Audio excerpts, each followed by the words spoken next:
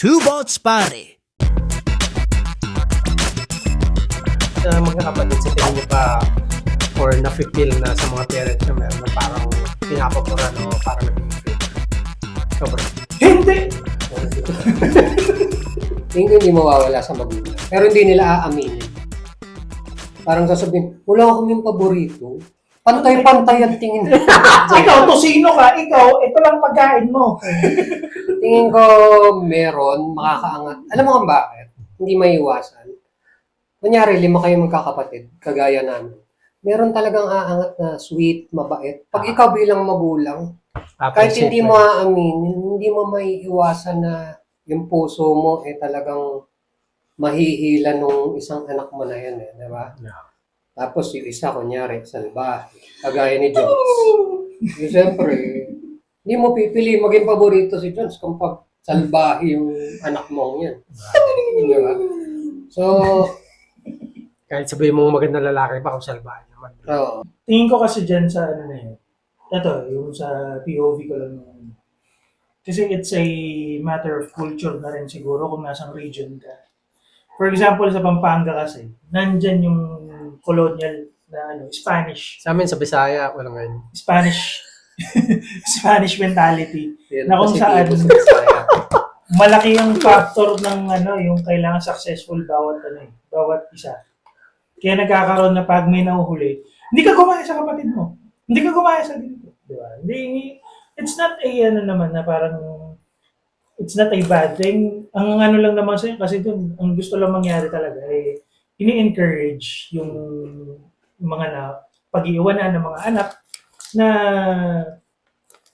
i-push pa yung sarili nila. Although na mas natututukan sila, nasasabi na sila yun yung nagiging favorite. Pero, aminin man natin sa hindi, meron talagang favorite ang mga magulang. Kahit sabihin mo Hindi nila aminin.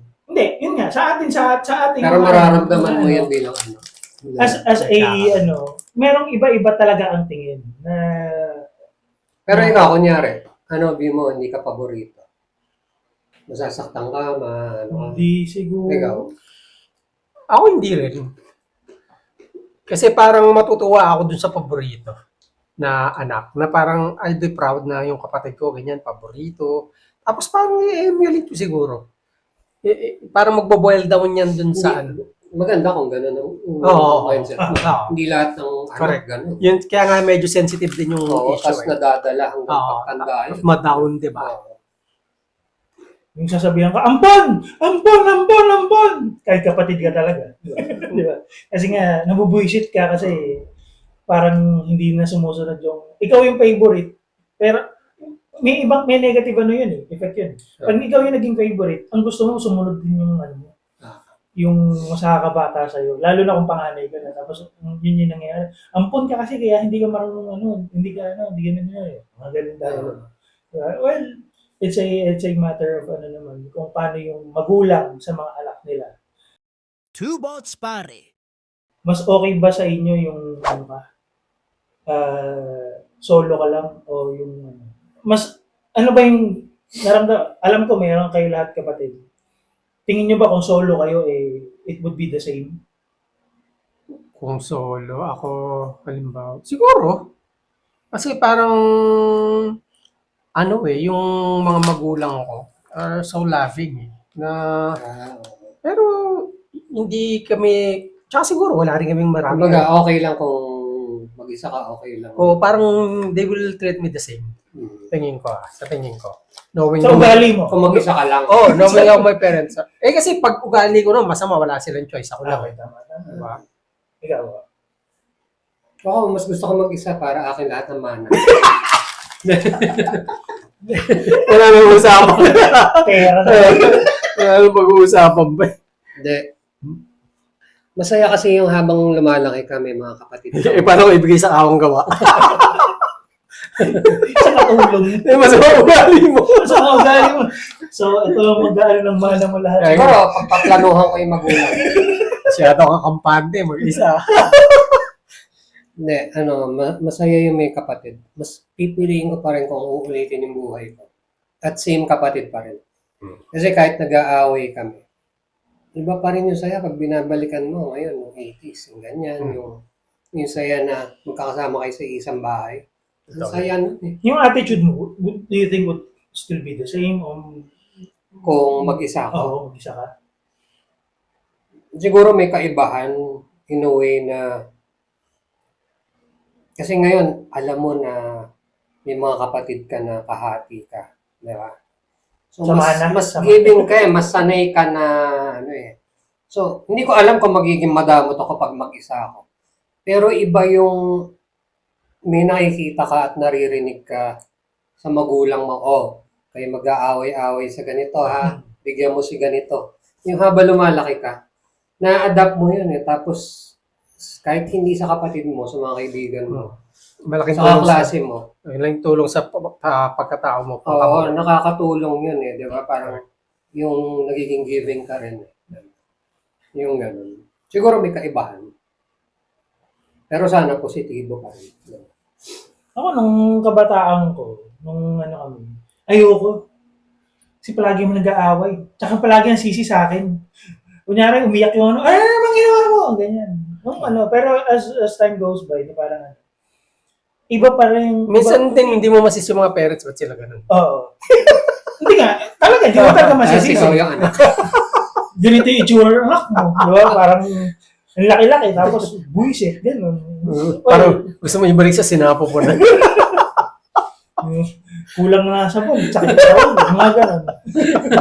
May hugot to. Hindi, as time goes by nga, yung na-appreciate ko yung... Nakala sa yung ulo, ibalik niya! Isang buwan pa yan! Hindi ba pwede yan?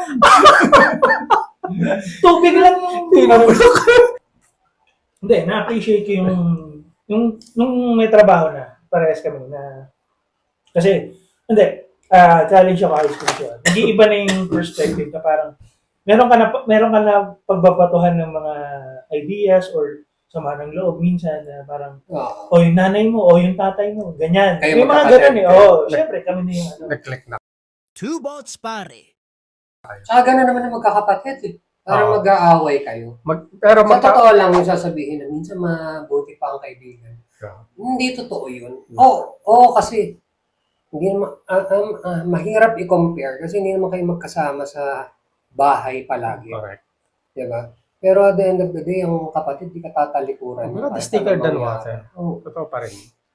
Yeah, laking factor nung nagtatrabaho na parang kasi nag-iiba na talaga yung ano eh. Yung meron ka na direkta na sasabihan na kadugo mo eh. Lalo na yung mga problems, yung mga ganito.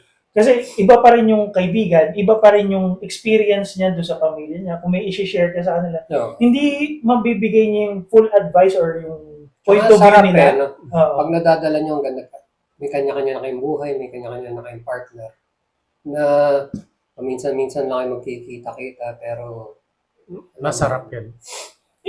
Yung manonood kami ng sine dati. Parang ano. Kasi minsan lang kami. ka. Oo naman. Kuya ka eh. Kahit may pera, mas malaki sweldo niya eh. Yan yung, ano naman yan. Parang give and take naman yun. Parang, hindi, kahit mas marami kang pera. siya yung ano. Kuya ka eh. Batas. Minsan ako sa pagkain, ikaw sa ticket. Minsan ako sa ticket, ikaw sa pagkain. Sarap yan. Minsan naman yung pagkain na ihiritin ko, mas mahal. Ganun lang. Masarap yung nasa ganun level na kayo mag-aaway. Kaya nakakalungkot, yun nga, na merong magkakapatid na halos magpatayan dahil sa kayamanan. Diba? Hindi kami umabot sa ganun na point of view. Kasi parang, hindi kami umabot sa ganun point of view kasi parang Wala na sana. wala na sana ako. Parang sa kanya kasi meron siyang pamilya, meron ako sarili. Pero ibig sabihin, meron nga gano'n. Oo, meron nga gano'n. Usually sa politika yata. Business. Mga negosyanteng pamilya. Malaki talaga. Na pumasok na talaga sa ulo yung ano, na parang walang enough para sa kanila. Gahama na yun. Kahit buhay ng kapatid, kayang Maliwala sa nila. Two boats pare.